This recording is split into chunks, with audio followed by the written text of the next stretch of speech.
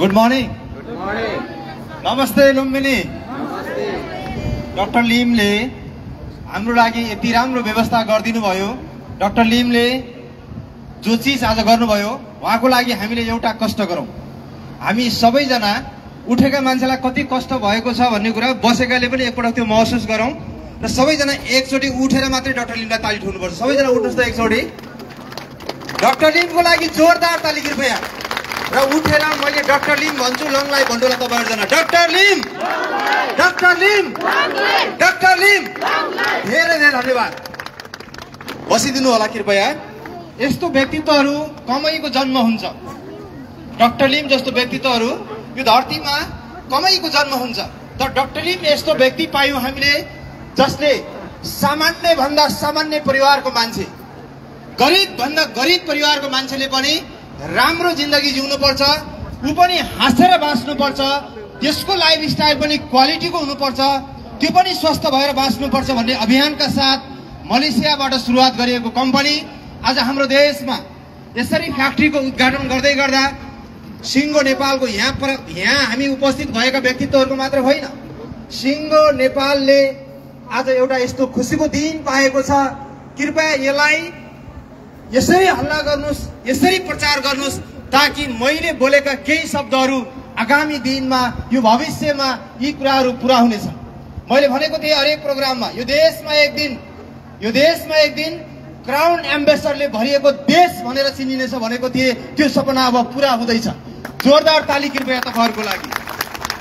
सायद मलाई लाग्थ्यो आज मान्छेहरूले दशौं दशक वर्ष डिजिटल इन्डस्ट्रीमा मेहनत गर्नुभयो, प्रयास गर्नुभयो, तर त्यो प्रयासका बावजुद पनि जो यो इन्डस्ट्रीमा त्यो प्रयास गर्ने व्यक्तिमा एक व्यक्ति मेहराम खड्का रह्यो।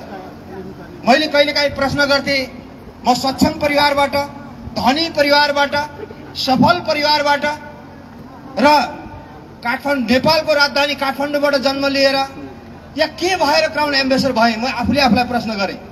आज मलाई प्राउड यो लाग्यो कि सायद यो व्यक्ति बन्नको लागि मेरो बुवा र आमाको लागि पनि एकपल्ट ताली दिनु त। किनभने अचम्मको कुरा के भएछ भने यो डिएसएन नेपालको फ्याक्ट्री पनि आजै उद्घाटन हुनु र यो म धरतीमा पाइला टेकेको दिन पनि आजै परेछ क्या। अचम्मको कुरा के भयो भने जो यस्तो पवित्र दिनमा म जन्म लिएको रहेछु, बुद्ध जयन्ती पनि आजै, जो आज डिएसएन नेपालको प्रथम क्राउन एम्बेसडर जन्मिएको दिन पनि आजै, डिएसएन नेपालको फ्याक्ट्री उद्घाटन भएको दिन पनि आजै। यति राम्रो दिन लिएर जन्मिएको कारणले गर्दा पनि सायद पहिलो बने कि जस्तो पनि महसुस भयो। आज जति म खुसी छु त्योभन्दा कैयौँ गुणा तपाईँहरू खुसी हुनुहुन्छ, किनभने हाम्रो भविष्य उज्जवल छ। हामीले डिएसएन सुरुवात गर्दै गर्दा त्यति बेलामा डिएसएन नेपालको फ्याक्ट्रीको कुरा छोडिदिनु न, यो देशमा डिस्ट्रिब्युटर पनि बन्न पाइन्थेन, हाम्रो देशको झन्डा देख्न पाइन्थेन।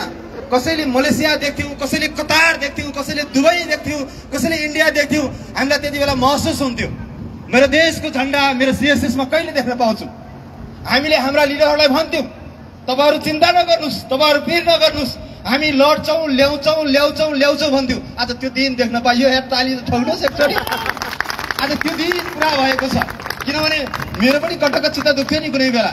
मैले पनि मलेसिया गभर्मेन्टलाई ट्याक्स तिर्थेँ। अहिले मैले मेरो देशलाई ट्याक्स तिर्दै गर्दा सायद यो धरतीमा सबैभन्दा खुसी हामी भएका छौँ। यहाँ हामीले कुनै देशको झन्डा देख्नु परेको छैन। अहिले पहिला नेपाल देख्छौँ अनि विश्वलाई देख्छौँ। सायद डाक्टर लिमको यो महान सोचको कारणले गर्दा आज यो चिज प्राप्त भएको छ। मलाई त लागिरहेको छ यो हामी सपनामा छौँ या विपनामा छौँ। सायद तपाईँलाई पनि त्यस्तै लागिरहेको होला, किनभने यो देशमा सजिलो थिएन। यो देशमा यो फ्याक्ट्री खोल्नु सजिलो थिएन। यसका पछाडि धेरै प्रोसेस छन्। यो त 2020 देखिको सङ्घर्ष हो।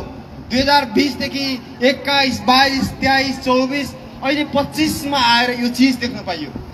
आज धेरै डाइरेक्ट सेलिङ कम्पनीका सपना छन् कि उनीहरूले पनि यस्तो फ्याक्ट्रीहरू लन्च गर्न, तर सजिलो छैन, धेरै गाह्रो छ। तर डाक्टर लिमले भन्नुहुन्छ कि जहाँ गाह्रो छ त्यहाँ डिएक्सन, त्यहाँ डाक्टर लिमले सम्भव बनाइदिनुहुन्छ। सो नेपालमा हाम्रो लागि यति नै प्राउडको कुरा छ।